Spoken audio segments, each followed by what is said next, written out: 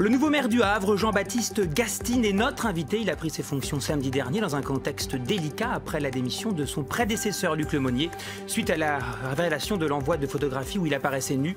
Quel maire souhaite-t-il être? Quels sont les défis à relever? Pense-t-il au municipal de 2020? Il répondra à nos questions. On reste au Havre où les Havrais ont un nouveau maire depuis samedi dernier. C'est Jean-Baptiste Gastine du parti Les Républicains. Jean-Baptiste Gastine, bonsoir. Bonsoir Jean-Baptiste Pathier. Invité. Alors vous succédez à Luc Lemonnier, contraint de démissionner après la révélation de diffusion d'images pornographiques. De plus, la veille de votre élection, le directeur de cabinet, M. Sirono, est décédé d'une crise cardiaque. Alors comment appréhendez-vous le début de ce mandat dans ce contexte délicat? Oui, c'est un contexte un peu particulier. Mais la démission de Luc Lemonnier et mon élection, samedi matin, en conseil municipal extraordinaire, nous permettent et vont permettre aux Havrais, c'est ce qu'ils souhaitent, de tourner la page et d'ouvrir une nouvelle page et de faire cette dernière année de la mandature jusqu'en 2020, jusqu'aux prochaines élections municipales et d'avoir une année active, utile aux Havrais, parce qu'on a beaucoup de projets en cours et beaucoup d'événements à préparer pour l'année qui vient. Alors une question que beaucoup de personnes se posent.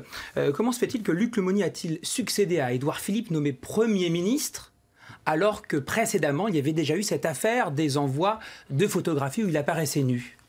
Oui, mais rien ne laissait penser, en 2014, quand certains colistiers comme moi recevons une photographie dans notre boîte aux lettres, rien ne laisse penser alors que ça peut être autre chose qu'une affaire strictement privée. Et jusqu'à ces dernières semaines, nous n'avons pas de raison de penser qu'il pouvait s'agir d'autre chose que ça. Monsieur Gastine, vous êtes donc élu à la tête d'une ville qui a connu plusieurs décennies de gouvernance communiste. Vous avez été proche de Christine Boutin, le parti de la droite catholique, anti-IVG, anti-mariage pour tous. Comment allez-vous être maire dans cette ville à la grande dimension sociale? D'abord, je n'ai qu'un seul parti. Mon parti, c'est le Havre. Je suis un pur produit de la société civile. Je ne suis pas un militant. J'ai beaucoup d'admiration pour les militants, mais je ne suis pas un militant. Et le parti que vous évoquez, je l'ai quitté en 2016 parce que j'anticipais le rapprochement de ce parti avec le Front National et une nouvelle orientation souverainiste qui va probablement se confirmer dans les semaines qui viennent. Et je ne souhaitais pas rester dans ce parti, et donc je l'ai quitté en 2016. Et donc d'un point de vue social, vous avez conscience de cette importance sociale au Havre? Oui, mais moi je suis un attaché de la droite sociale et j'ai pris l'initiative d'ailleurs en conseil municipal samedi de porter un projet ambitieux d'éducation populaire. C'est un vrai projet de société pour les Havrais et que je vais développer et que je vais présenter aux Havrais dans les mois qui viennent.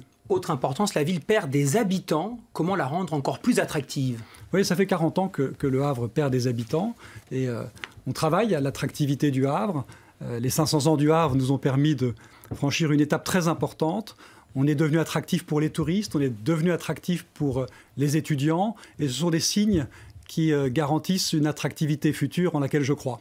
Vous allez aussi vous allez vous présenter bien sûr pour devenir président de la communauté urbaine. Vous êtes déjà maire, vous êtes vice-président du conseil régional. C'est le cumul des mandats. Alors comment on aurait tous ces postes, tous ces mandats? Il faut être bien organisé. J'étais aussi professeur jusqu'à il y a une semaine. J'ai décidé d'arrêter d'exercer cette fonction à laquelle je tiens beaucoup pourtant.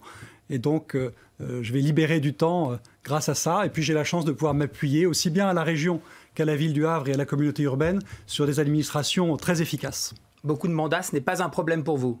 Non, ce n'est pas un problème pour moi.